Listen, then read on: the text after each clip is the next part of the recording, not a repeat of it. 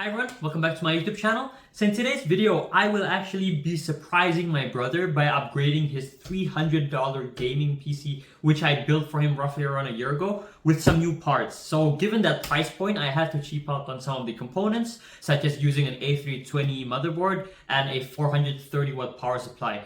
Those components are quite restrictive, given that he's using a 1660 Super, and if you were to upgrade to a 3060 or 4060, then he can't do that because of the power supply's limitations, which is why we got him the Thermaltake 500 watt power supply right here, a super popular budget power supply. And also for the motherboard, we got him the ASRock B450M motherboard. That way he has 2 additional RAM sticks if you want to use 32 gigs or 64 gigs in the future. Also, I noticed that he had a lot of issues with storage because this PC comes with 500 gig of SSD, and in this era with games being 100 gigs in storage, I got him a Samsung 850 Pro 512 gig SSD in addition to the one he has right now. That way he can install more games, install work documents or whatever if he does that, I'm not sure. But anyways, hope you guys enjoyed the video, and yeah, let's get to building.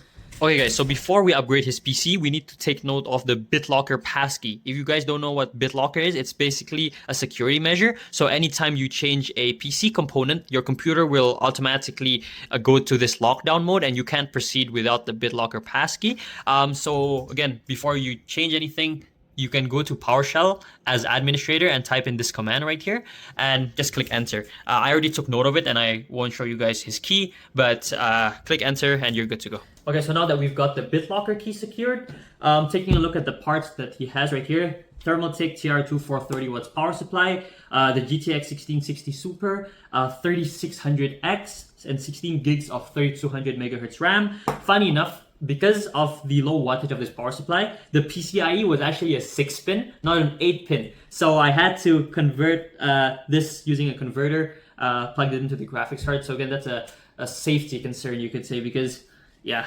Anyways, looking at the back right here, I think I did a relatively fair job with cable management, considering that that was my second PC build that I've ever done. So yeah, of course it could be improved, but yeah, hopefully this time it can be much better. Anyways, that is just a quick overview of the parts he has right now. I may clean it up because he doesn't really, clean up his PC a lot and it's really dusty.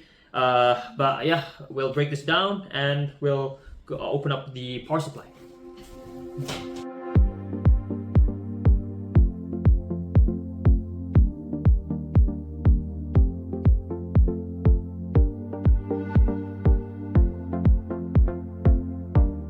What heute die Laufregeln sagt. Frühstück.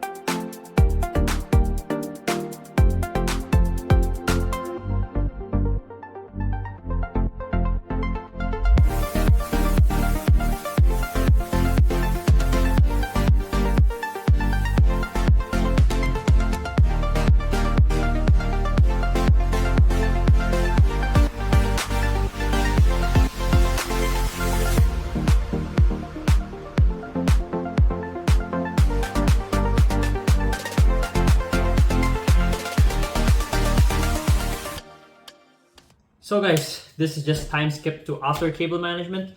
That took quite a long time actually, because I wanted it to look as nice as possible. So this is the new power supply, the Thermaltake, the motherboard's good. I gotta test it out before I close everything, but everything should be fine, hopefully. Anyways, without further ado, here's the cable management which I wanted to show you guys. I think I did a significantly good job. I know some of you guys in the comments will say like it's green, but I did ran out of zip wires right here. Like there's white and red, but I think green and red looks pretty nice. But anyways, it looks really organized, much more cleaner compared to the previous one. And yeah, I will test it out, close everything, and I will show you guys when I boot it up. Okay, so now we've plugged everything back to his desk. We'll turn this on for the first time. Oh shoot. Oh, did I plug the back?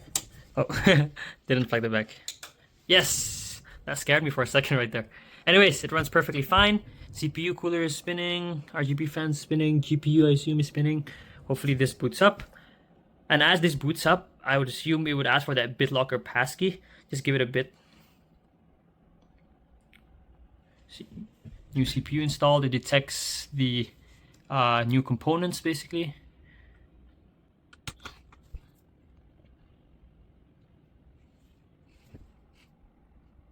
Yeah, as you can see right there, as we predicted, BitLocker key. So this won't boot up unless you have this BitLocker key. So the first time I did it is that I forgot to keep track of the BitLocker key. So I had to ask him for the Microsoft details, and then the BitLocker key is also shown there. However, if you don't have access to your Microsoft account, then you're kind of screwed basically. So that concludes the video. I guys enjoyed it. I sure did. It definitely took a lot of time, and hopefully he's excited. A lot of visual differences because it's just the power supply and the motherboard, so I think he'll barely notice it. It's the small things that count, right? Anyways, hope you guys enjoy your weekend, and see you next time. Make sure to like, subscribe, and leave a comment. Thank you. Bye.